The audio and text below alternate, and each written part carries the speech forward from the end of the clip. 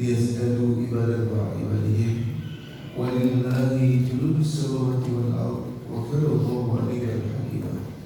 الصلاة والسلام على المبعوث رحمة للعالمين أشرف الأنبياء والمرسلين وعلى آله وصحبه أجمعين. أما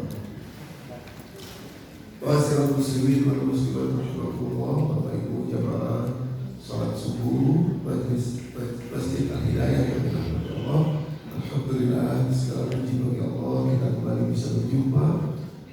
Semoga Allah ridha kepada perjumpaan kita ini, dan insya Allah apa-apa yang akan kita bahas nantinya akan bermanfaat dalam kehidupan kita untuk memperbaiki apa-apa yang salah, apa-apa yang masih keliru dalam hidup kita, dan insya Allah menambah apa-apa yang mungkin sudah sesuai dengan petunjuk Allah dan Rasulnya, sehingga kita siap ketika menghadap kepada Allah Subhanahu Wa Taala wafat dalam keadaan husnul khatimah. Salam dan salam dari senantiasa kita sampaikan curhatan kepada baginda Nabi Muhammad Sallallahu Alaihi Wasallam. Demikian pula kepada seluruh keluarga dan sahabat beliau. Semoga kita pun istiqomah dalam belajar, dalam mengamalkan dan mendakwahkan nilai-nilai yang beliau sallallahu alaihi wasallam telah ajarkan untuk kita semua.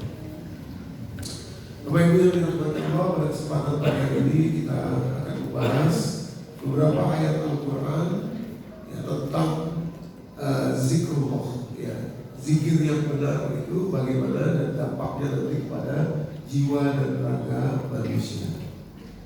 Saya ingin sampaikan Bapak Ibu, yang saya ingin awali dari betapa banyaknya di dalam Islam ini, di dalam Al-Quran ini, kita orang Indonesia, Al-Qurannya turun dalam bahasa Arab. Otomatis kita itu tidak langsung paham apa isinya, sebab kita sehari-hari tidak pakai bahasa Arab. Termasuklah banyak hal yang sangat penting di dalam Islam itu yang terus terang memang akhirnya salah atau keliru, termasuk zikir artinya. Tapi sebelum ke sana, saya ingin ambil contoh yang baik dulu tentang bagaimana beberapa kekeliruan penting. Misalkan sebentar lagi Ramadan, ya, habis Ramadan Lebaran Idul Fitri gitu ya, akan lazim, akan biasa kita lihat tulisan-tulisan di mana-mana atau di WA kalimatnya minal aidin wal, lanjutannya apa? Nah ini menurut Bapak Ibu benar nggak? Mohon maaf lahir dan batin. Minal aidin wal faizin artinya apa ya? Minal aidin wal faizin biasanya di bawahnya mohon maaf lahir dan batin, jadi gitu ya. Padahal ini salah nih. Kelihatannya bagus kalimat itu minal aidin wal faizin mohon maaf lahir dan batin, tapi keliru. Dan sudah saatnya kita tahu yang benar itu kayak apa gitu ya. Walaupun boleh kita bilang mohon maaf lahir batin ya, boleh saja, tidak ada masalah gitu ya. Tapi minal aidin wal faizin itu artinya bukanlah mohon maaf lahir dan batin, bukan. Mohon maaf lahir dan batin itu dari lagunya Ismail Marzuki, judulnya Lebaran. Jadi ada lagunya begini, untuk mencari rima yang pas gitu. Minal aidin wal faizin, maafkan lahir dan batin, selamat para pemimpin, rakyatnya makmur terjamin. Ujungnya in semua itu. Makanya mohon maafkan lahir dan batin. Padahal sebetulnya minal aidin wal faizin artinya bukan mohon maaf lahir dan batin. Tapi boleh-boleh saja kalau kita pakai maaf lahir batin ya, boleh-boleh saja. Tetapi minal aidin wal faizin itu adalah doa yang oleh Nabi SAW memang diriwayatkan. Doanya, urutan doanya begini, lengkapnya. Taqabbalallahu minna wa minkum, kullu amin wa antum bi khair, ja'alnallahu minal aidin wal faizin wal maqbulin. Kalimat lengkapnya begitu. Taqabbalallahu minna wa minkum, kullu amin wa antum bi khair, ja'alnallahu minal aidin wal faizin wal maqbulin.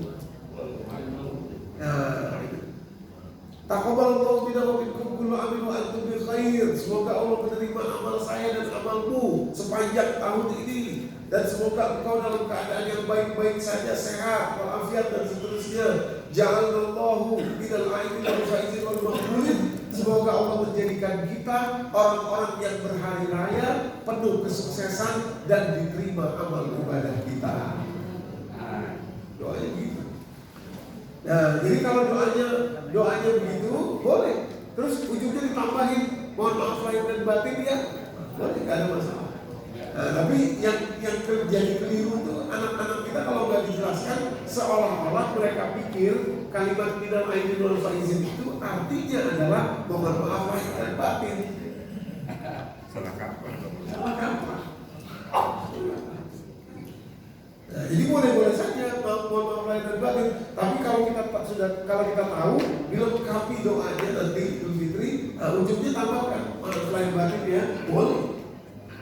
Nah, masalah. Ini untuk memberikan pengetahuan bahwa kalau tidak dijelaskan beberapa konteks jadi keliru Pak. Sebelum masuk lagi kepada beberapa contoh yang penting baru nanti zikir, saya jadi teringat ada sebuah cerita itu ya sampai kepada saya, lucu ceritanya nih. Tapi saya pikir ini karena salah konteks jadi keliru. Jadi cerita begini. Ada seorang anak kaya raya, anak dari seorang pengusaha kaya raya di Uni Emirat Arab. Anak ini sekolah atau kuliah di Jerman. Kaya raya bapaknya tuh ya, orang terkaya keberapa gitu ya. Kuliah di Jerman dia. Setelah kurang lebih 1 tahun kuliah di Jerman, dia kirim WA sama bapaknya. Dia bilang begini, Pak, ini mobil Range Rover yang bapak kasih ini diambil aja lagi lah. Saya soalnya malu. Setiap datang ke kampus, saya malu sebab dosen saya dan kawan-kawan saya pada naik kereta. Saya malu naik Range Rover, diambil lagi aja. Kurang lebih 1 hari kemudian bapaknya balas WA sambil kirim bukti transfer $10 juta. Ditransfer $10 juta sama bapaknya. Bapaknya bilang begini, ya udah, kalau kamu malu pakai Range Rover, nih bapak kirim duit, kamu beli kereta. Jangan malu-maluin keluarga kita aja. Kamu beli kereta.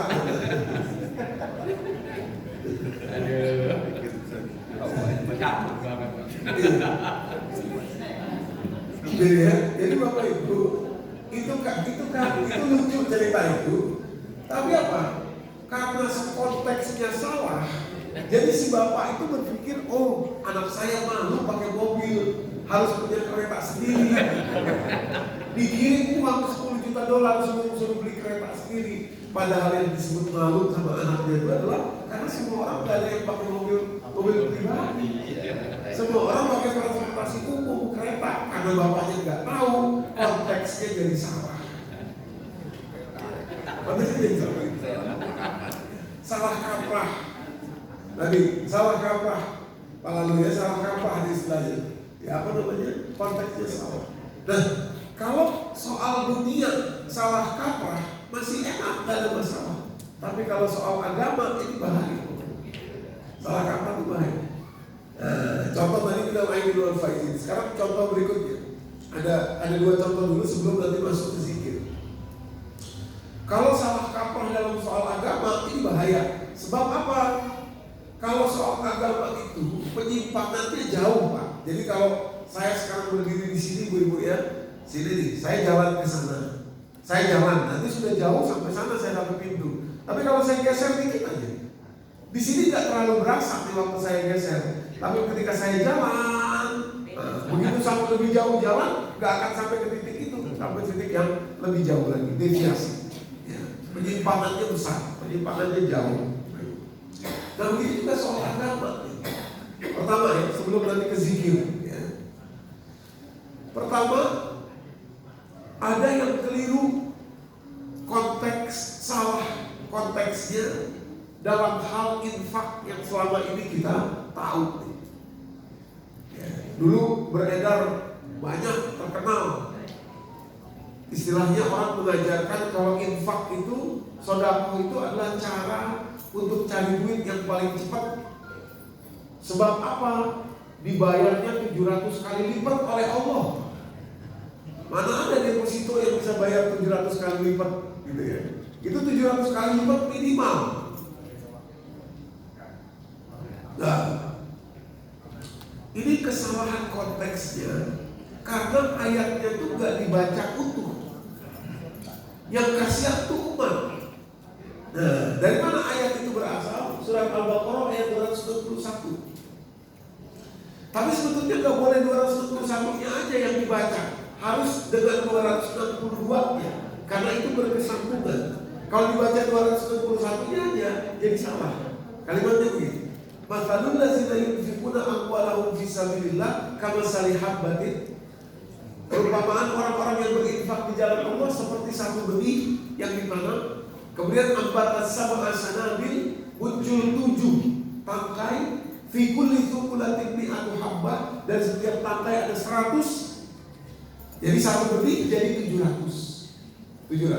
Wallahu yudha'ifu liman yasha. Bahkan Allah melipat gandakan yang lebih lagi sesuai keinginan Allah kepada siapa yang Allah kehendaki. Wallahu sami'un alim, dan Allah Maha mendengar dan Maha mengetahui. Cuma ayat ini satu yang diambil, padahal konteksnya dengan ayat 262-nya orang jadi keliru. Jadi dibilang begini, kalau kamu infak 1 juta nanti balasannya 700 juta. Masa kamu gak yakin sama janji Allah? Wah. Padahal bukan begitu maksudnya. Bukan begitu konteksnya. Jadi seperti kereta tadi Bapak Ibu. Kereta itu maksudnya si anak itu bukan suruh beliin kereta, bukan. Bukan, tapi semua orang naik transportasi umum. Saya malu, saya nggak usah lagi pakai mobil pribadi, saya naik transportasi umum. Maksud anaknya begitu. Tapi karena bapaknya nggak ngerti, salah kaprah. Nah, harusnya bagaimana infak itu 700 kali lipat itu apa yang dimaksud? Jawabannya ada di 262-nya, Bapak Ibu, di 262. Inilah persoalan kita karena tidak membaca ayat itu dengan konteks. Makanya tadi ulama Indonesia punya kemampuan luar biasa, ijtihad luar biasa. Ayat Quran itu dikasih ayat supaya konteksnya nggak lepas, pembicaraannya jadi tidak terputus. Nanti salah kaprah kita kalau pembicaraannya terputus. Tuh, nggak boleh terputus. Nah, kata Allah ayat 262-nya, ya, alladzina yunfiquna amwalahum fi sabilillah, orang yang tadi berinfak di jalan Allah tadi, janji Allah 700 kali lipat tadi, maksudnya begini. Mereka berinfak di jalan Allah, tsumma la yutbi'una ma anfaqu manna wala azab. Terus setelah berinfak dia tidak menyebut-nyebut lagi infak yang dia berikan dan tidak menyakiti orang yang diberi. Itu syaratnya. Lalu janji Allah, makanya di sini ada wakaf, tidak boleh berhenti di lam alif di Bapak Ibu. Kalau bisa bacanya lanjut nih, dia. Nah, apa kata Allah? Lahum ajruhum inda rabbihim. Balasannya ada di sisi Allah. Dihitungnya pakai kacamata Allah. Gak boleh manusia yang menghitung pakai kacamatanya dia sendiri. Pakai kacamata manusia 1 juta Anda infak. Pakai kacamata manusia nih, karena kacamata pikiran manusia yang aja duit saja. Kalau kamu infak 1 juta, minimal dibayar Allah 700 juta. Padahal yang 700 kali lipat itu suka-sukanya Allah, kacamata Allah bukan kacamata manusia. Lahum ajruhum inda rabbihim. Mereka dapat balasan di sisi Tuhannya. Di sisi Tuhan yang 700 itu. Nah, jadi kita sebagai manusia gak boleh bilang nanti dibayar 700 juta, duit dibayar duit, gak bisa begitu. Salah, itu keliru besar. Salah kaprah. Maksud Allah begini, Anda infak 1 juta, dibalas minimal 700 kali oleh Allah. 700 kali minimal itu kata Allah begini, Doni, kamu infak 1 juta, iya. Coba sekarang kamu hitung itu biji matamu yang sebelah kanan itu kira-kira harganya berapa? Ya kan? Iya. Biji matamu yang sebelah kiri kira-kira harganya berapa? Maka saya balas minimal 700 kali. Biji matamu bersedia nggak saya bayarin 700 juta? Dengan infakmu yang 1 juta? Gak bisa, gak mau kita. Makanya lebih lagi Allah sudah berikan kepada kita. Maksudnya begitu.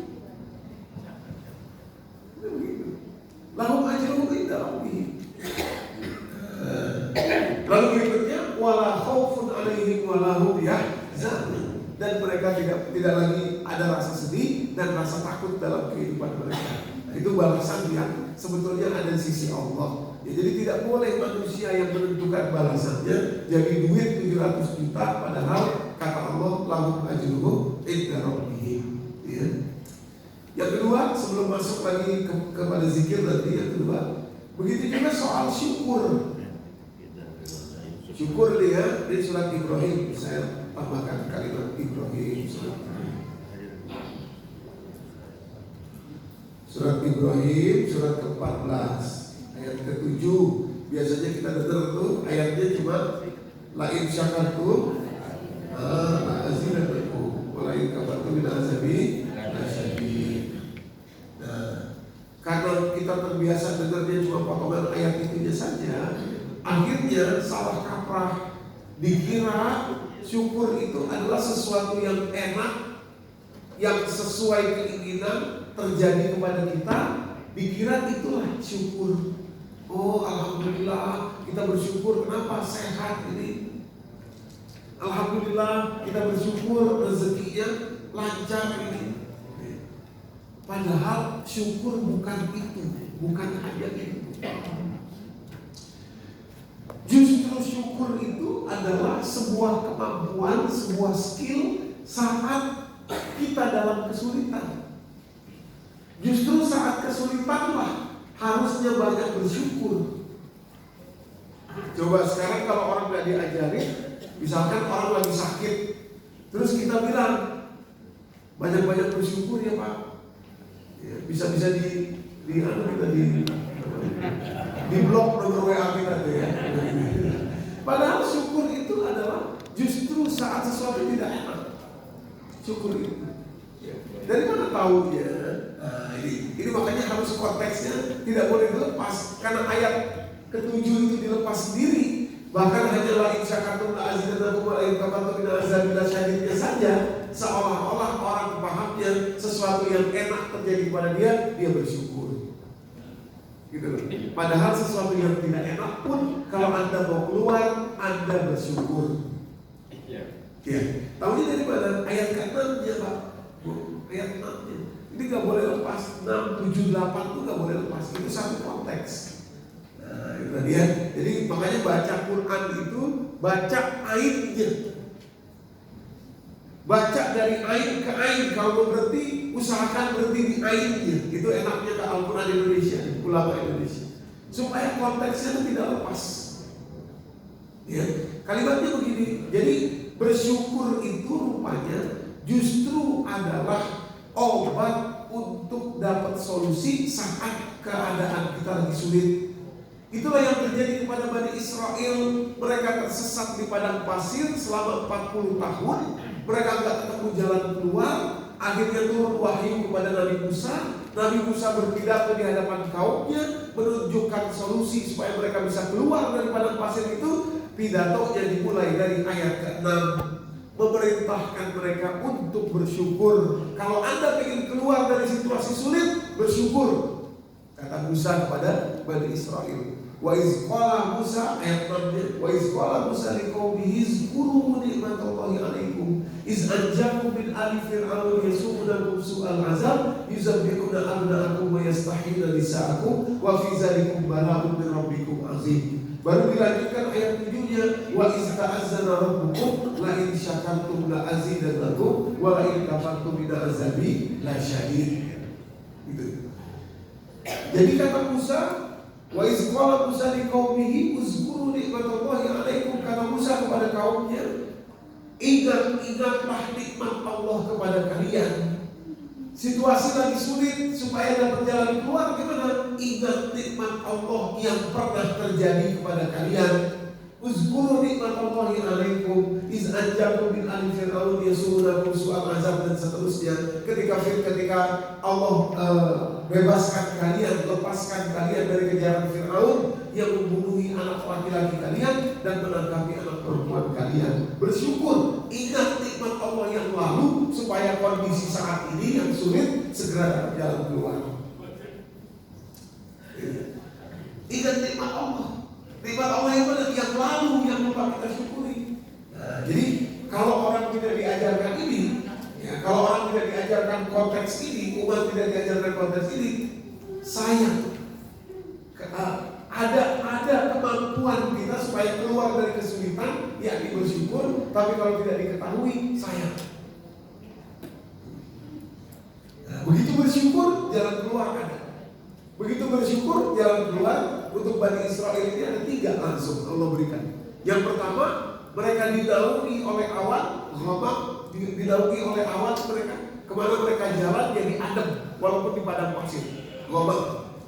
Yang kedua, setiap pagi dan sore mereka dikirimi makanan dari langit, namanya manna dan salwa. Dan yang ketiga, kemanapun Nabi Musa mengumpulkan tongkatnya, keluar 12 mata air minum. Jadi mereka tidak lapar, tidak haus, dan tidak kepanasan walaupun berjalan di padang pasir. Itu setelah mereka mensyukuri yang telah lewat yang Allah berikan kepada mereka. Jadi kadang-kadang kita dalam kesulitan itu kita justru salah kaprah. Langsung, aduh gimana nih, cemas, panik, khawatir. Padahal obatnya adalah bersyukur. Loh, apanya yang disyukuri? Padahal situasi lagi sulit. Syukuri yang lewat, yang lalu. Yang lalu. Nah, boleh jadi di yang peristiwa lalu itu ada yang lupa kita syukuri. Ya. Nah, ini salah kaprah yang kedua. Ya, dalam banyak lagi yang lainnya, tapi saya ambil tadi 2 saja dan minal aidin wal faizin tadi. Ya. Nah, sekarang kita masuk ke poin intinya. Keliru salah kaprah dalam zikir. Ya. Gimana salah kaprah dalam zikir ini? Ayatnya surat Al-Ahzab surat 33 ayat 41 sampai 44. Nah, karena kita tidak baca utuh, kalau baca hanya 41-nya saja, dikira zikir sebanyak-banyaknya itu adalah kuantitas. Karena kalimatnya ya ayyuhallazina amanu zkurullaha zikran katsira. Kalimat zikran katsira dalam terjemahan diartikan zikir sebanyak-banyaknya. Nah, salah kata nih. Zikir sebanyak-banyaknya itu dikira kuantitas. Berapa banyak nih? 1.000 kah? 10.000 kah? 3.000 kah? Padahal bukan kuantitas. Dari mana tahunya? Nanti kita buka sampai ayat 44. Tapi sebelum buka ayatnya, saya ingin tampilkan dulu dalam bahasa Arab kathiro, kata-kata kathiro itu biasanya tidak merujuk kepada kuantitas, tapi kualitas.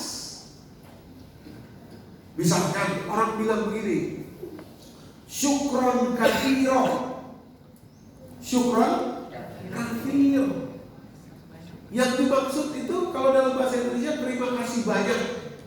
Nah, terima kasih banyak itu apakah ucapan terima kasihnya ada 10 atau 1 ucapan terima kasih tapi betul-betul sungguh-sungguh?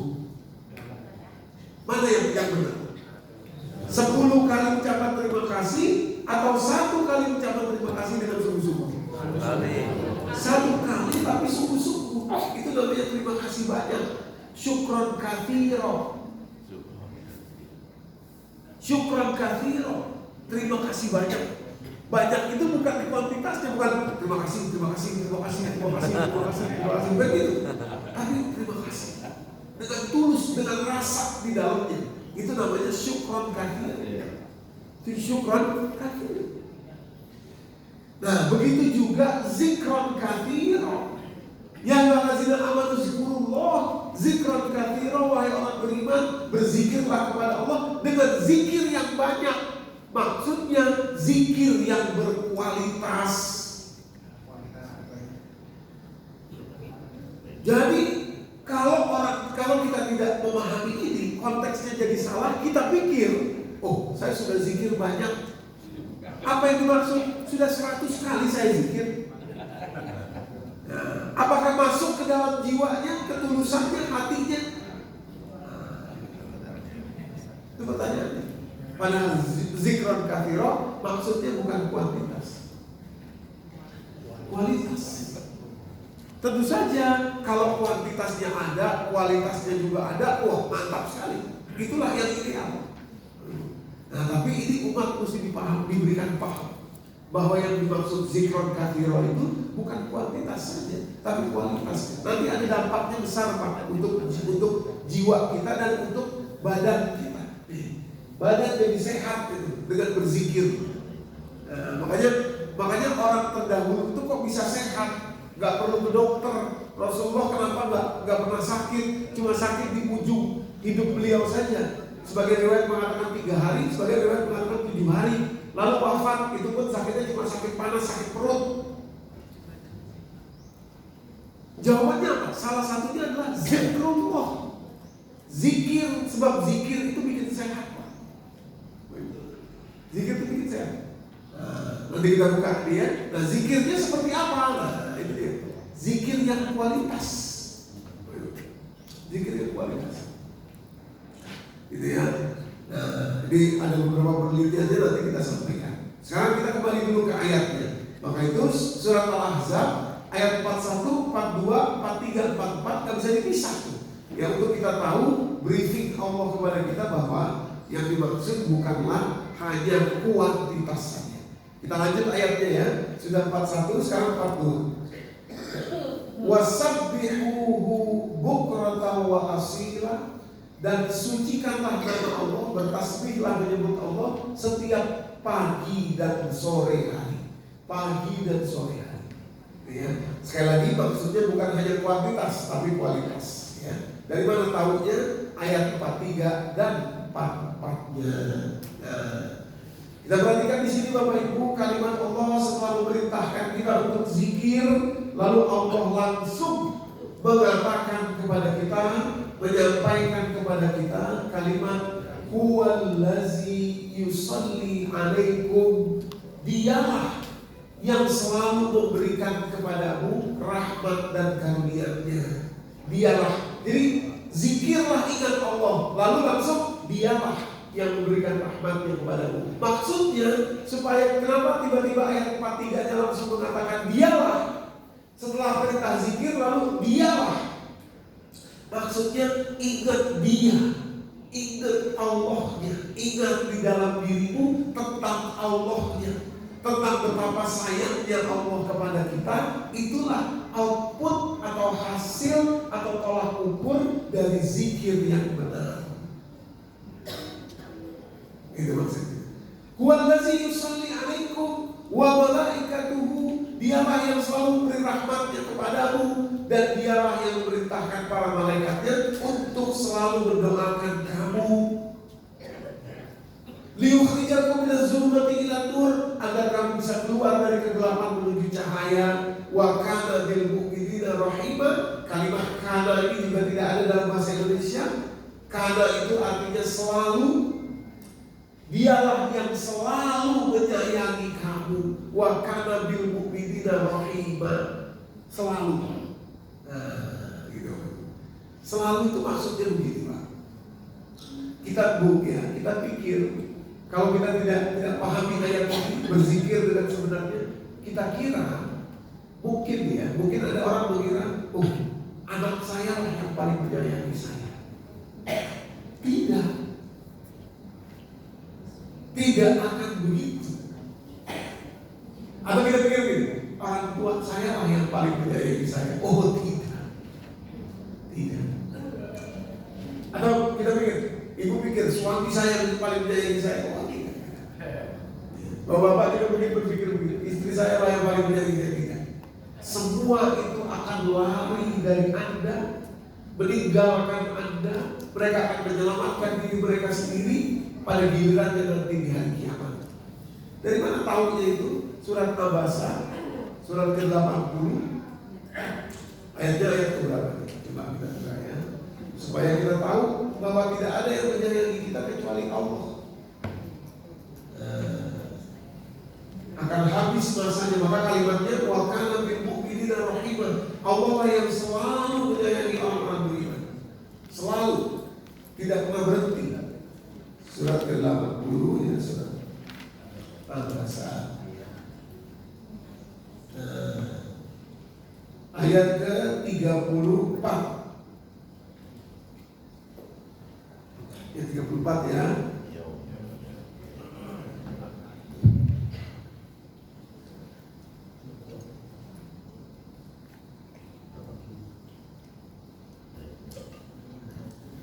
Kalimatnya di situ Bapak Ibu. Yauma yafirrul mar'u min akhi. Hari ketika orang lari dari saudara-saudaranya. Kita lihat saudara kita, adik kakak kita lari meninggalkan dia. Yauma yafirrul mar'u min akhi. Seperti orang ditagih dan kolektor lari. Yauma yafirrul mar'u min akhi. Cari selamat sendiri ya. Lanjut ayat 35 aja. Wa ummihi wa abi. Begitu dia lihat bapak ibunya, dia lari meninggalkan bapak ibunya. Dia lihat bapaknya, dia lari meninggalkan bapaknya. Dia lihat ibunya, dia lari meninggalkan ibunya. Ya wafirul mar'u min akhi wa ummihi wa abi. Ayat berikutnya, wa sahibatihi wa banihi. Dia lihat pasangan hidupnya selama di dunia, dia lari meninggalkannya. Dan dia lihat anaknya nanti di akhirat, dia juga lari meninggalkan anaknya. Lari. Bukan biasa-biasa, dia lari gak mau ketemu nih. Gak mau ketemu. Kenapa demikian? Kenapa orang lari meninggalkan semua yang dipikir mencintai dan menyayanginya selama di dunia? Ayat berikutnya, ayat ke-37-nya. Likulli imri'in minhum yawma idzin sya'nun yughnih. Pada hari itu semua orang mikirin urusannya masing-masing. Semua orang hari itu mikirin urusannya masing-masing. Bapak Ibu, ini ya, saya ngafalin ayat ini dari remaja Pak. Dan saya tuh waktu ngafalin ini saya pikir, apa iya ya bisa seperti itu? Beneran, saya pikir begitu. Apa iya ya orang bisa seperti itu? Lihat anak, dia lari meninggalkan anaknya. Nah, apalagi sekedar lihat pasangan hidup, apa wah dia lari meninggalkan semuanya. Nah, barulah saya benar-benar tahu Pak, ayat ini benar akan terjadi saat tsunami Aceh 2004. Jadi sekarang terjadi lagi bencana yang seperti ini. Saya sampai di Aceh tanggal 26-nya, ya, 27-nya, sampai di sana. Cerita yang disampaikan kepada kami itu yang saya dulu belum ada media sosial ya, 2 tahun 2004 itu luar biasa. Orang semua lari dari orang yang mereka cintai, lari. Bahkan teman masa kecil saya di kampung saya di Lampung itu, teman masa kecil saya sampai sekarang kayak otaknya kayak agak miring otaknya. Kenapa dia begitu? Karena waktu tsunami digulung oleh air itu dia kan gendong ibunya, ayo Bu kita selamat. Waktu air datang itu sama dia dilepas ibunya, dilepas. Harus saya cari selamat ini. Nah, dia aja selamat, ibunya nggak ketemu. Ada lagi tante saya, sepupunya ibu saya, depan rumah kami itu. Nah, anaknya kalau itu, anaknya masih umur 5 tahun, begitu digulung tsunami dia ambil anaknya. Di gulung tsunami itu, air tsunami itu dia lepas anaknya. Dia aja selamat, anaknya nggak ketemu. Jadi itu yauma yafirrul mar'u min akhihi wa ummihi wa abihi wa sahibatihi wa banihi likulli imri'in minhum yawma idzin sya'nun yughnih. Itu kalimat itu saya baru paham tahun 2004 bahwa itu benar terjadi. Jangankan kenapa? Pertanyaan menarik begini. Kenapa mereka melakukan itu? Mereka kira ini adalah kiamat. Sudah selesai kan? Mereka kira begitu. Ternyata selamat mereka bisa hidup. Nah, ini kurang lebih seperti itu juga yang terjadi sekarang ini. Wah, lebih besar gitu. Jadi maksud saya, tidak ada manusia yang akan mencintai kita terus, itu gak ada. Hanya satu manusia sih ada sih, kecuali Allah saja. Ada satu manusia yang terus mencintai kita. Waktu orang lagi pada sibuk nafsi-nafsi di hari kiamat, ada satu manusia yang bolak-balik menyibakkan banyak orang untuk cari tanda di wajah. Nah, begitu ada di wajah tanda orang, diambil orang yang ikut saya. Nah, ditaruh di payungnya beliau, cari lagi, ayo ikut saya, diselamatin. Dialah Nabi Muhammad SAW. Jadi wajah kita bercahaya itu menjadi tanda nanti Nabi bisa menyelamatkan kita. Nah, Rasul pernah mengatakan, saya ini lebih mencintai kalian daripada anak kalian sendiri. Saya lebih mencintai kalian daripada ayah dan ibu kalian sendiri. Dan Allah lebih mencintai kalian daripada saya dan seluruh manusia yang lain. Wa kana bil mu'minina rahim. Jadi zikir itu Bapak Ibu, tujuannya adalah mendapatkan rasa. Ada dua tujuannya. Ayat 43-nya, surat 33 ayat 43-nya, zikron kafiro itu adalah ada dua. Yang pertama, mendapatkan rasa bahwa Allah sajalah yang selalu menyayangi Anda. Kira-kira waktu kita zikir, berasa nggak rasa itu? Nah, itu cara evaluasi zikir kita. Sudah zikron kasiro atau belum? Zikron kasirohnya sudah nyampe atau belum? Adakah perasaan kita bahwa Allah lah yang selalu menyayangi kita? Saya kasih satu tips ya, supaya mudah kita mengaplikasikan zikron kafiroh ini. Tipsnya begini Pak, Bu, kalau Bapak Ibu mau tidur, renungi sebentar, renungi betapa Bapak Ibu percaya kepada Allah. Bahkan kita nggak tahu nih waktu kita tidur nanti siapa yang akan memompa jantung saya, siapa yang akan mengalirkan darah saya ke seluruh tubuh, siapa yang akan tetap membuat organ saya bekerja dengan baik. Kita nggak tahu tuh, tapi kita segitu percayanya. Udah tidur aja. Nah, sebetulnya itulah zikrullah, itulah Allah. Allah lah yang masih mengizinkan organ tubuh kita bekerja, jantung kita berdetak, aliran darah kita masih mengalir. Itulah Allah. Allah nggak kelihatan, tapi Allah ada dan tetap menyayangi kita. Buktinya waktu kita tidur, semua organ tubuh kita masih Allah izinkan bekerja. Nah, kenapa kita tidak bisa percaya, tidak bisa merasakan kasih sayang Allah yang selain itu kepada hidup kita? Padahal setiap tidur Allah lah yang memberikan semua itu kepada kita. Nah, jadi pelajaran sebelum tidur itu menarik sekali. Makanya sebelum tidur kita membaca Bismika Allahumma ahya wa amut. Ya Allah, aku menyebut namamu dalam tidurku, dalam matiku, ataupun dalam hidupku. Maksudnya Allah lah yang masih memberikan semua hidup ini kepada kita. Begitu kita bangun tidur, kita kembali lagi normal seperti semula lagi. Padahal tadinya kita sama sekali tidak tahu. Inilah maksud kenapa kemudian zikir yang benar itu ayat 43 dan 44 tolak ukurnya. 43-nya adalah merasakan Allah sajalah yang selalu ada mencurahkan cinta dan kasih sayangnya kepada kita. Jadi rasain itu. Maka kalau nanti Bapak Ibu zikir, subhanallah, subhanallah, subhanallah, pelan-pelan aja. Kalau waktu kita panjang, enak pelan, subhanallah, subhanallah, subhanallah, tenang aja.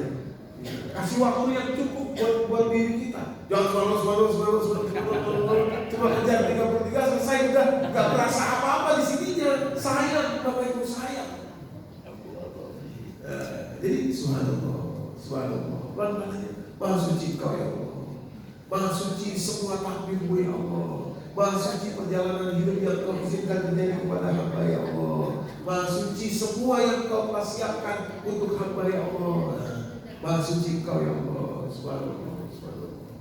Saya aja yang kotor pikiran saya di suuzon kepada Allah, kira-kira begitu ya. Atas takdir Allah begitu dan lain sebagainya. Saya aja yang gak percaya sama kasih sayang Allah, sehingga saya kelimpungan, uring-uringan, khawatir begini dan lain sebagainya. Saya aja yang bodoh, saya pikir dunia ini bisa menyelamatkan saya. Saya pikir uanglah yang bisa menyelamatkan saya. Saya pikir jabatanlah yang bisa membuat orang itu hormat kepada saya.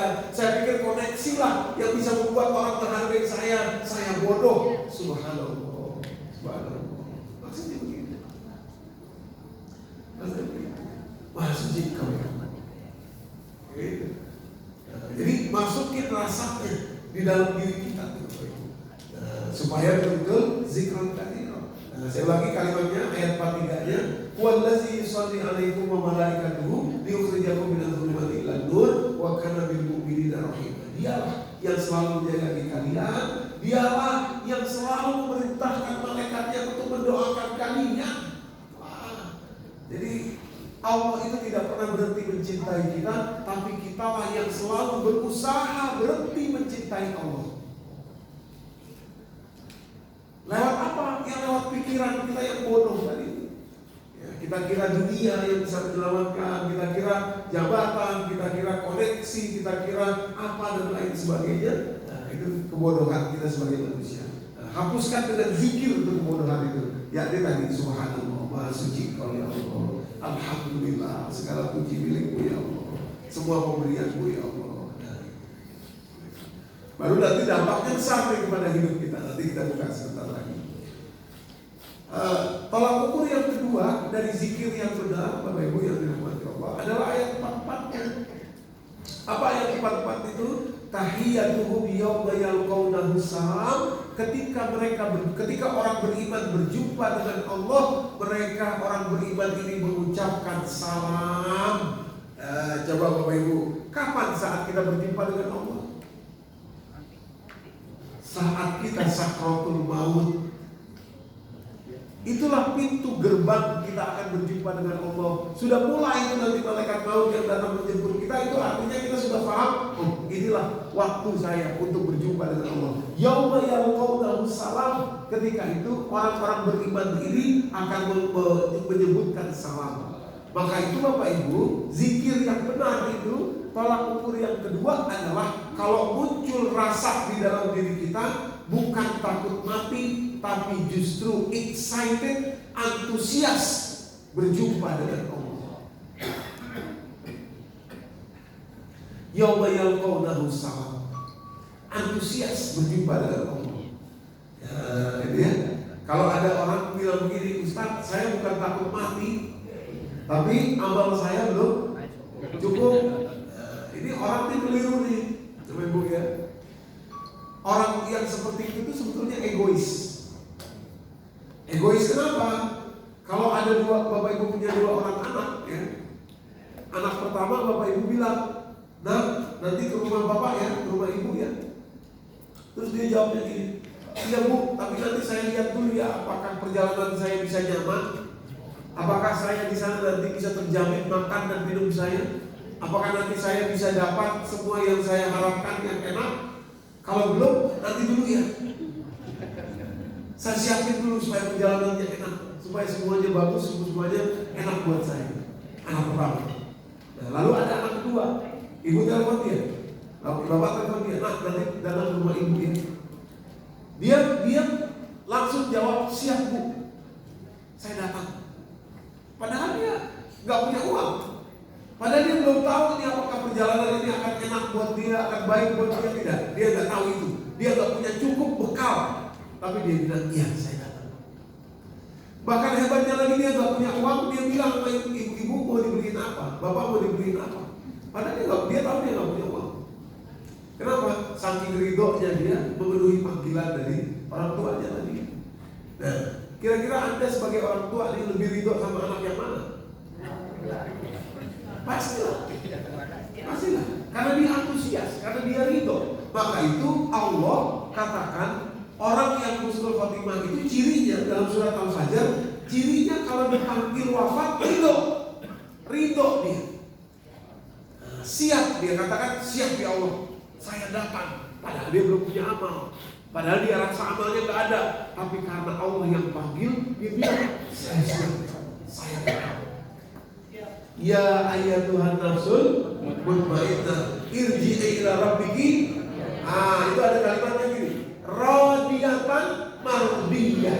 2, radiyatan mardiyah. Radiyatan itu artinya Anda yang dicabut nyawa ridho kepada Allah. Itu duluan, ridhonya kita duluan. Waktu dicabut nyawa kita ridho, baru Allahnya ridho. Radiyatan mardiyah.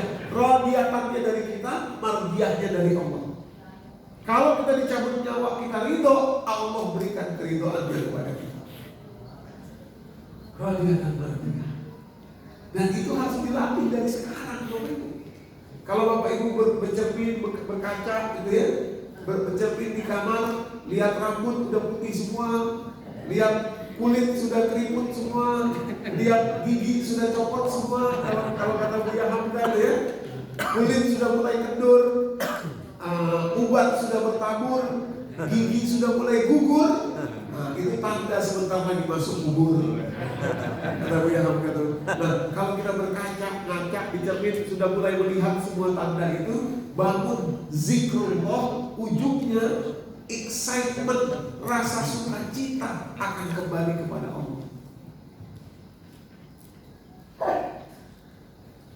Jadi dia terpakai pikir. Iya, betul seperti anak-anak yang ridho tadi. Sudah mulai putih rambut saya. Alhamdulillah. Sudah mulai keriput kulit saya. Alhamdulillah. Berarti di dunia ini saya gak akan lama lagi.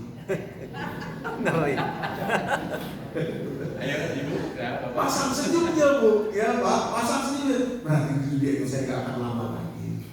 Pasang senyumnya. Alhamdulillah.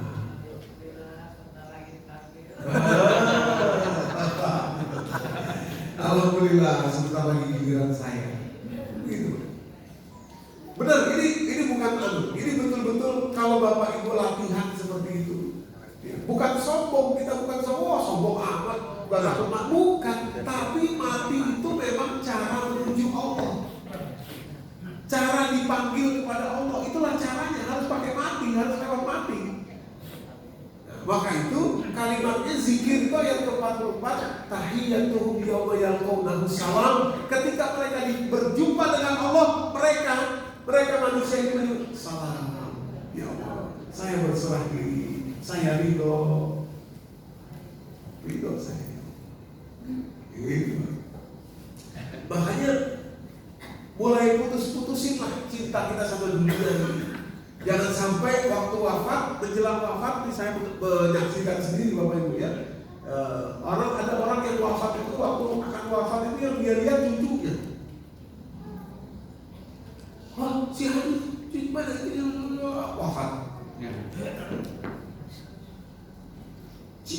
Cinta dunia.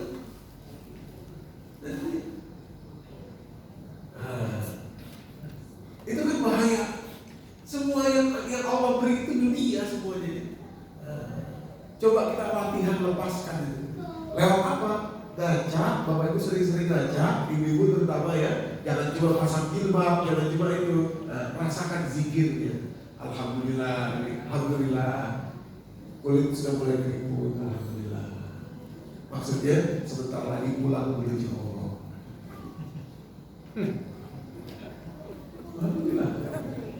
Ya, supaya ridho saya ya Allah, ridho saya ya Allah. Ya, latihan sendiri. Bapak Ibu nih saya peringatkan ya, mati itu sendiri. Walaupun kita dikelilingi anak cucu, ya, ada yang akan mentalkin apa dan lain sebagainya, tapi yang menghadapi itu kita sendiri. Kita sendiri yang menghadapi. Di kiri kanan ada anak, ada apa mungkin ya, tapi dia nggak merasakan. Yang merasakan kita sendiri. diri sendiri, nafsi, maka itu latihannya juga sendiri-sendiri. Ibu-ibu, bapak-bapak, latihan fokus, latihan ridho, Allah panggil. Latihan ridho, itu zikir.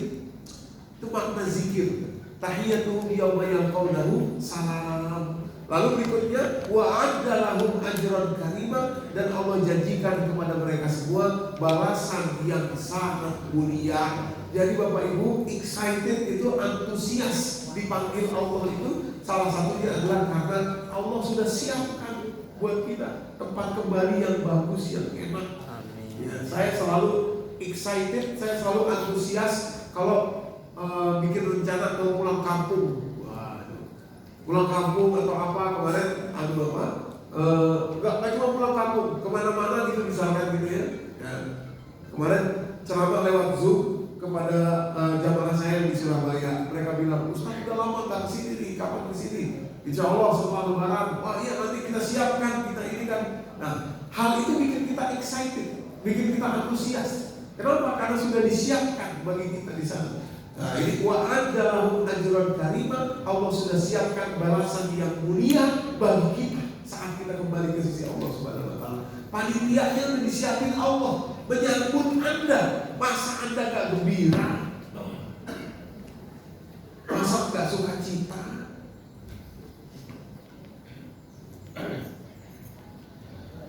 Kenapa pagi ini jadi lemes nih?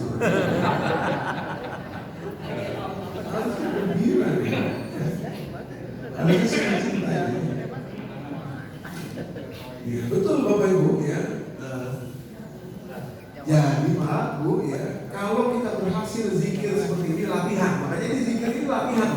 Zikir itu Bu, latihan menghadapi sakratul maut. Zikir termasuk sholat itu latihan menghadapi sakratul maut. Itu ada orang bilang gini ke saya, Ustaz, untuk apa kita belajar sholat khusyuk? Padahal kita nggak akan pernah khusyuk. Betul. Tapi kita butuh latihan khusyuk supaya saat dicabut nyawa kita, itu setan yang datang bukan 1-2 lagi Pak. Sekarang kita sholat, yang datang setannya baru 1, digoda kita. Tadi ya Allahu Akbar, tiba-tiba ingat kunci. Oh iya, kalau kunci di sana. Itu setan tuh punya kerjaan tuh. Allah, begitu kita ruku ingat begitu sujud ingat itu setan baru 1. Begitu kita sakratul maut, iblis itu gak rela kalau ada satu orang anak Adam ini lepas nyawanya dalam keadaan dia la ilaha illallah, gak rela nih. Final, itu finalnya itu. Finalnya dikerubutin oleh setan sebanyak-banyaknya yang ahli-ahli, yang canggih-canggih datang semua untuk mengacaukan konsentrasi Anda saat sakratul maut supaya gak ingat Allah. Nah, di situ kita butuh latihan. Latihannya mana? Zikir, fokus zikirnya. Subhanallah. Kan nanti begitu mati itu. Subhanallah. Waktu dicabut nyawa kan begitu. La ilaha illallah. Kalau di kiri kanan bilang la ilaha illallah Pak, bilang la ilaha illallah. Tapi kalau kita yang kemana-mana pikiran kita mana biasa. Ya seperti zikir, seperti sholat. Yang diingat kunci lah, yang diingat jemuran belum diangkat lah. Ya ibu-ibu yang diingat apalah inilah. Bayar ini, oh iya tadi handphone belum dimatiin, oh iya tadi aku belum ini, belum itu. Nah seperti itulah sakratul maut. Dan itu cuma sekali loh. Kalau sholat, zikir kita berulang-ulang bisa lakukan. Sakratul maut cuma sekali. Itu ibarat ujian akhirnya yaitu sakratul maut. Itu latihan. Nah, latihannya mana? Belajarnya mana? Zikir, sholat, fokus, tarik. Begitu zikir, subhanallah, fokus, subhanallah, fokus. Ingat apa? Balik lagi fokus. Ingat apa? Balik lagi fokus. Ingat apa? Balik lagi fokus. Latihan untuk investasi Anda sendiri. Karena wafat itu tadi sendiri. Walaupun banyak orang di sekitar kita, tapi yang mengawalinya kita sendiri. Ya. Nah, jadi yang kedua, ya, kalau ukur zikir yang benar itu adalah ketika kita merasakan ya excitement, antusias, semangat menuju janji Allah yakni negeri akhirat. Nah, cinta itu mengalahkan ego tadi. Nah, kalau orang masih bilang bukan takut mati tapi amal belum siap, itu ego. egois karena dia mikirin dirinya sendiri, saya nanti enak apa enggak ya. Tapi kalau cinta, dia memikirkan panggilan yang Allah panggil kepada dia, itulah yang dia pikir. Saya ridho ya Allah, radiyatan mardiyah, radiyatan mardiyah. Oke. Nah Bapak Ibu, terakhir, kalau zikir yang benar itu bisa memberikan kesehatan yang luar biasa, dampak kesehatan yang luar biasa kepada kita. Ada 2 penelitian yang mau saya tampilkan. Jadi, yang pertama ini di dunia barat sekarang ini lembaga penelitian yang istilahnya Scopus gitu ya, yang betul-betul kredibel, National Library of Medicine namanya, di sebuah lembaga di bawah Kementerian Kesehatan Amerika Serikat. Nah, judul penelitiannya Mindfulness Based Stress Reduction, atau disingkat MBSR, Mindfulness Based Stress Reduction. Artinya meditasi dengan fokus, mindfulness untuk merendahkan stres. Mindfulness based reduction may decrease, bisa menurunkan stres, bisa menurunkan aktivitas sakit, ya, bisa menurunkan inflamatori atau peradangan yang dihasilkan dari sitokin. Ya. Sitokin itu adalah satu sistem di dalam tubuh kita yang menghasilkan peradangan. Peradangan itu bahaya sekali, apalagi untuk jantung, ya, Bapak Ibu. Nah, menurunkan inflamasi sitokin level. Ya, ini penelitian dilakukan terhadap pasien yang mengidap autoimun hepatitis. Ya, autoimun hepatitis. Ya. Jadi biasanya tanda-tanda autoimun hepatitis itu matanya kuning, apalagi pipisnya kuning seperti minyak goreng. Kemudian kukunya kuning, itu autoimun hepatitis tuh. Wajahnya kuning gitu ya, warna kuning semuanya. Nah, kepada pasien autoimun hepatitis diminta mereka untuk berzikir. Nah, istilah kita zikir, istilah mereka mindfulness. Ya, diminta mereka untuk bermeditasi, merasakan dirinya sendiri, merasakan bahwa betapa hidupnya enak. Mindfulness based stress reduction. Dan hasilnya luar biasa, Bapak Ibu. Hasilnya ALT atau alanine aminotransferase itu adalah sitokin menurun langsung drastis. Jadi kulitnya yang tadi kuning tiba-tiba jadi normal lagi. Kukunya yang tadi kuning tiba-tiba jadi normal lagi. Matanya yang tadi isi yang putihnya itu kuning juga jadi baik lagi dengan meditasi, merasa sungguh-sungguh bermeditasi, merasakan diri sendiri. Kalau bahasa mereka mindfulness, bahasa kita zikir. Ya, penelitian ini diujikan kepada 17 orang melakukan MBSR, maksudnya meditasi ini, MBSR ini selama 8 pekan berturut-turut tanpa berhenti. Sembuh, Bapak Ibu, sembuh. Jurnalnya, ya, jurnal penelitiannya. Jadi kalau sudah keluar jurnal ini, itu berarti betul-betul kredibel. Nah, zikrullah itu lebih hebat daripada mindfulness. Mindfulness itu hanya meditasi aja, merasakan diri ini utuh, gitu ya, merasakan nafas, merasakan betapa diri ini hadir, ada. Mindfulness, meditasi lah, kira-kira begitu. Tapi zikrullah itu jauh lebih hebat. Nah, cuma memang bukan zikrullah yang kuantitas saja, tapi zikrullah yang kualitas, yang berisi 2. Tadi Bapak Ibu isinya 2. Merasakan Allah lah yang mencintai kita selalu, dan merasakan excitement terhadap satu ketakutan yang biasanya sering dibuat orang, yakni ketakutan akan mati. Kalau sudah kita tidak takut mati, malah excited, gitu ya, malah ridho, ikhlas, tenang, relax kita. Allah selalu mencintai kita merasa secure, tenang, enak. Jadi orang yang sakit autoimun hepatitis bisa sembuh dengan dilakukannya tadi. Kenapa bisa begitu, Bapak Ibu? Ternyata jantung manusia itu memiliki koneksi kepada seluruh saraf manusia. Ya, di jantung memiliki koneksi kepada seluruh saraf manusia, termasuk saraf pusat dari otak sampai ke seluruh tulang belakang. di jantung, dia memiliki semuanya. Lewat aliran darah itu dia memiliki akses kepada seluruh saraf manusia. Dari sinilah ketika seseorang merasakan tenang, merasakan relax, Bapak Ibu, ya karena adanya zikir tadi atau istilah orang barat mindfulness, bahkan berpengaruh kepada seluruh sarafnya. Berpengaruh pada seluruh sarafnya. Maka itu, ya zikir yang sesungguhnya itu dampaknya bukan hanya untuk jiwa, tapi juga dampaknya untuk kesehatan tubuh. Ya, bisa membuat kita jadi tenang, jadi relax. Ya, mindfulness based stress reduction. Terakhir, ya saya ingin sampaikan juga satu studi lagi yang juga diterbitkan di lembaga yang sama. Kenapa lembaga ini yang sering saya pakai tadi? Karena dia kredibel. Nah, kalau ini ya kepada pasien jantung, gagal jantung. Pasien gagal jantung ada di Islandia 220 orang. Lalu mereka dipindah dari Islandia, dipindah ke New York. Ya, New York, sebuah fasilitas rumah sakit di New York. Nah, di New York. Dari Islandia dipindah ke New York. Lalu di fasilitas di rumah sakit New York itu yang mungkin alat-alatnya lebih bagus dan lain sebagainya, para mediknya cekapan dan lain